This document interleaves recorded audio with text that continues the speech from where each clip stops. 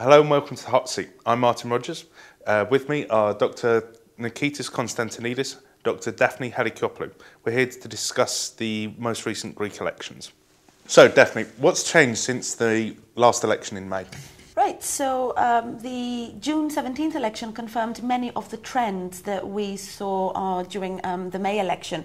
For example, New Democracy, the centre-right party, came first, although it increased its support for about 10%. So in June it got almost 27%.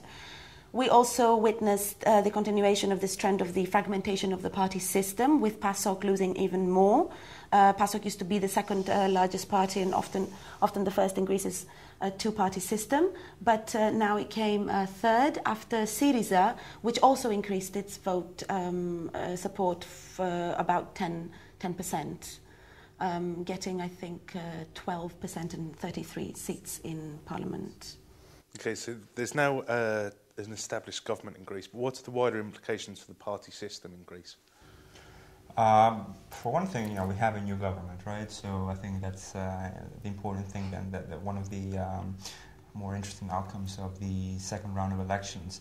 And some people may wonder, why didn't we get a government the first time round, right? And I think the government that actually formed was the one that was sort of had the highest chances of reaching an agreement, but that just didn't work out in the first time. And I guess the simpler answer would be that the stakes were much higher in the second time. So the threat of basically disorderly default, the continued ungovernability of the country basically made it, sort of expanded the range of potential coalition outcomes. And everyone is kind of wondering about the sort of the stance of the Democratic Left, which is one of the smaller left-wing parties, but the more moderate kind of representative of the anti-bailout forces. And they actually decided that their sort of the interests of their voters would be better served if they actually entered into a coalition agreement with the New Democracy, the first party, and the socialist PASOK. And it's actually it's quite surprising how fast they reached a certain kind of policy convergence in terms of an explicit sort of coalition pact of different sort of policies and different sort of positions with respect to the upcoming renegotiation of the bailout agreement at the EU summit. I would add to Nikitas that I don't think we should overestimate the prospect for stability, and I don't think we should overestimate the fact that, yes, we do have a government. Let's not forget that Syriza came very, very close. They got only 3% less than New Democracy. New Democracy still couldn't form a government by itself, so the strong majoritarian results of the past did not occur during either the May 6th or the June 17th elections. We also need to see that if we add up all the anti-bailout forces, they are quite strong and possibly stronger than the pro-bailout. So yes, I would say this is a pro-Euro vote more than anything else. It was a vote on behalf of the Greek people saying we still want to give the euro a chance, but this doesn't mean that there is no popular discontent. It doesn't mean that there is such a strong prospect for stability, because the results are still to be seen, and of course the stability of the government will be tested when now this government needs to pass all these very severe austerity measures that the people are so against and have been so against in the first place. If I may add to this, first of all, I think a very interesting sort of piece of evidence sort of in favor of this sort of pro-European vote is the fact that the support for the anti-Europe Communist Party was actually cut in half. Yes. Most of their sort of radical partisan base actually moved to Syriza, which is the radical left-wing coalition. And another thing, I think the election outcome was clear evidence of the fact that the people are in favor of a more collaborative approach to government, right? They want the introduction of more checks and balances between parties. I think people are over the idea of single-party government and of this sort of constant alternation of strong single-party governments. And yeah, I think that's probably one of the more kind of sanguine sort of developments in the Greek political system. But of course, this raises this whole issue of electoral system change that has been, that they're trying to put through. But again, I don't know if that is a recipe for stability, because we do need to, if we see Greece's past experience, it consists of parties that are not familiar with communicating and with cooperating with each other. So these consensus politics may work elsewhere in continental Europe, where there's a history of cooperation and consensus. But I'm not sure that the Greek system, which has been tainted by a civil war and generally confrontational politics, much like Britain in a way, can actually reach stability rather than constant governments that keep collapsing.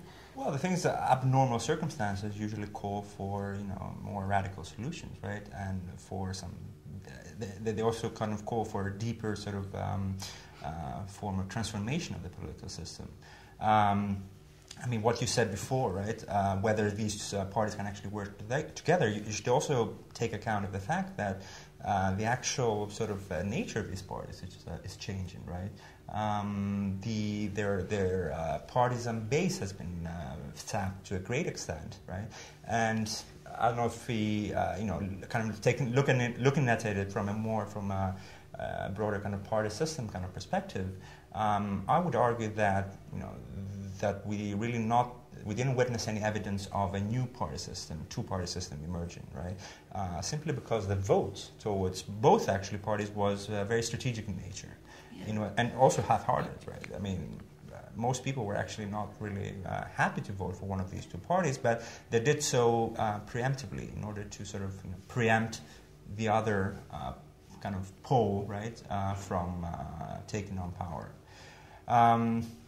And to that, I think one thing that I would add to the issue of continuity is if you actually look at the ballot papers of these parties, we may have different smaller parties entering the political scene, but many of the people, previous MPs, people who have been members of the big parties and now members of the smaller parties. On the one hand, you've got a fragmentation of the party system, but on the other, you have a recycling of politicians moving from one party to another and remaining representatives in parliament, but for a different party. So that actually represents more continuity than change in that way. I think that's a good place to start talking about blame then.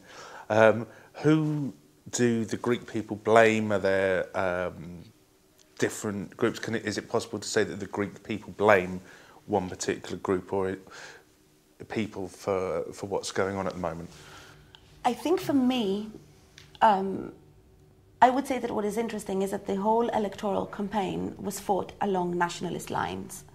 So in my opinion, there is a lot of blame shifting towards external powers. There's a lot of talk of imperialism and a lot of talk of external domination and a lot of parallels with, the Second World War and, we fought in the past and we will fight again.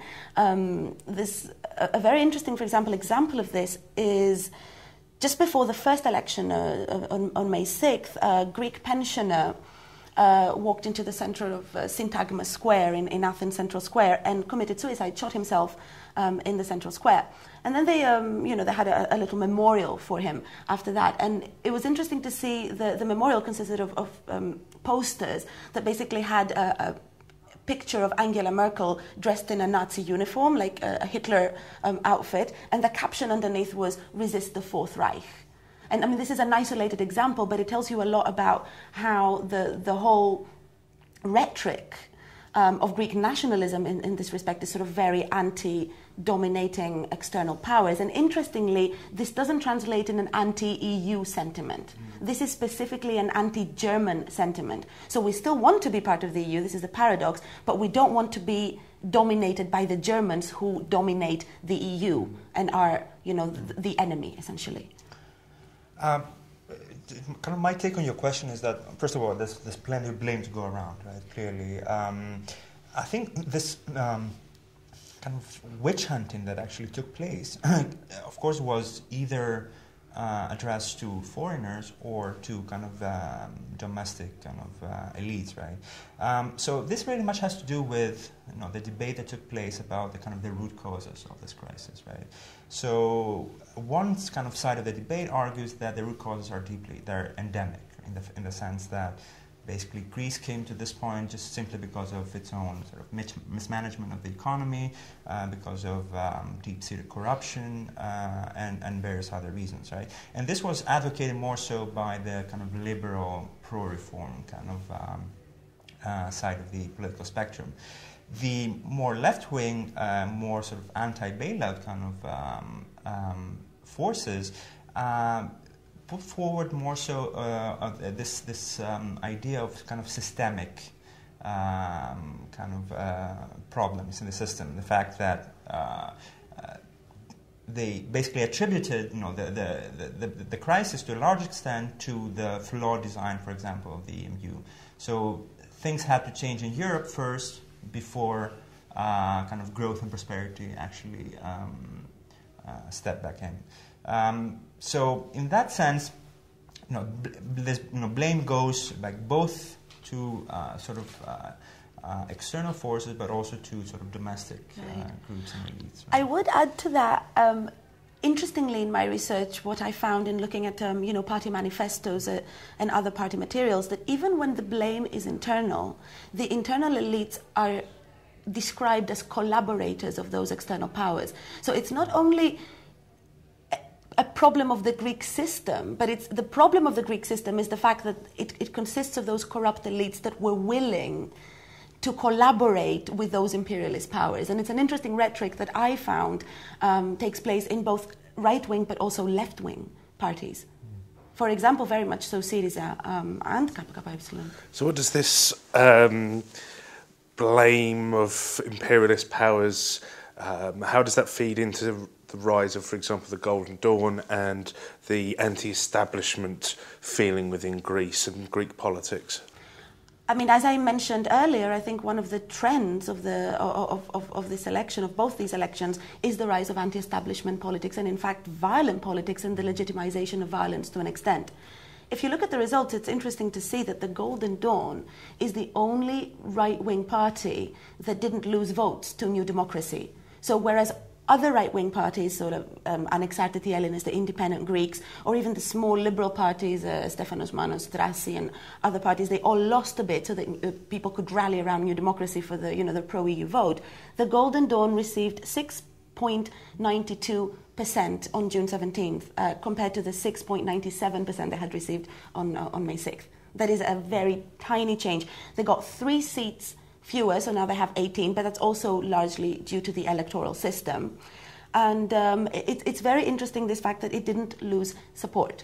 So when we look at that, I think we should definitely look at all these theories, of course, that expect, during economic crisis, the rise of the far right, the rise of violence, the rise of anti-immigration ideas, etc. But I think what is missing from analysis and is also interesting is this populist element of the Golden Dawn. So it's not so much only that it would attract votes because it is a nationalist party wanting to, of course, target immigration and violent and pursue it through violent means, but it's also the fact that it's presenting itself as this anti-bailout, anti-corruption party that is here to represent the Greeks at a period when everyone else is corrupt. It is essentially a vote against the rotting Greek system, if you like. And I was looking at the front page of their newspaper right after the election, and the caption was, "The nationalists in parliament, the thieves in prison."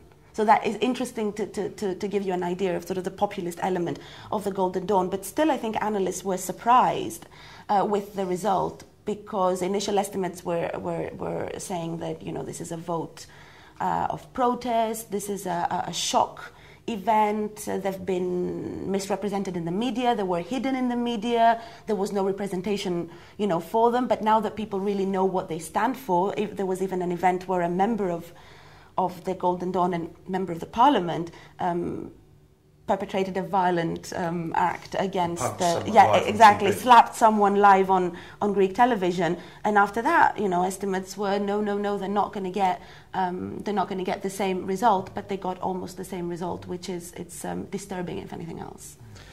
So, what are the prospects for the new government going forward, and what are the prospects for Greece within the EU going forward? Well, I think, again, this goes back to the same question, right? Well, what are the root causes of this crisis? Are they just deeply systemic or endemic or just a combination of both. I mean, there are some good things going on for this government. For one thing, it has a fresh, right, and a strong pro-Europe mandate. It's relatively compact in size, right? It has some. It draws on some, pretty significant technocratic expertise. Some of the people have managed to build a pretty good reputation with their European counterparts. But then again, viewed from a sort of from a broader perspective, the question is there anything that they can actually do, right? For one thing, now they have an even stronger sort of revitalized sort of main opposition party that is going to be sort of fighting them both with parliamentary means, but also kind of on the streets, right? I mean, Syriza, the main opposition party at this point, very much built its sort of support through kind of grassroots politics and through sort of grassroots activism, right? And the other question is, and something that I wanted to mention before, right? So what was surprising about these new elections was the very high rate of abstention, right? So it actually increased from May to June from I think 33 to 37%, which, given what was at stake, is very surprising, right? I argue that a lot of people, I mean, notwithstanding some sort of cost-benefit sort of accounts of the decision to vote, I think a lot of people felt they had no real choice, right? A lot of people felt effectively disenfranchised from the system. And that speaks to some, I think, to this idea of basically the incompatibility between national democracy and political and economic integration. So the national democratic system is getting gradually eroded. People are starting to realize that Greece itself and the Greek government cannot single-handedly sort of tackle most of these sort of burning issues, right? Unemployment, fiscal consolidation, immigration, and so on. And hence they felt that whoever actually got to power, he wouldn't really manage to change things. Absolutely. I would absolutely agree with that, and I would say that I think one of the main lessons of this election is that it tells a lot about the Greek democratic system, or the failure of the Greek democratic system. Although on the one hand there were so many more parties running, so much more choice, but in reality no choice at all. Okay, great. Thank you very much. Dr. Daphne Halikiopoulou, Dr. Nikitas Konstantinidis, you're off the hot seat. Thank you very much.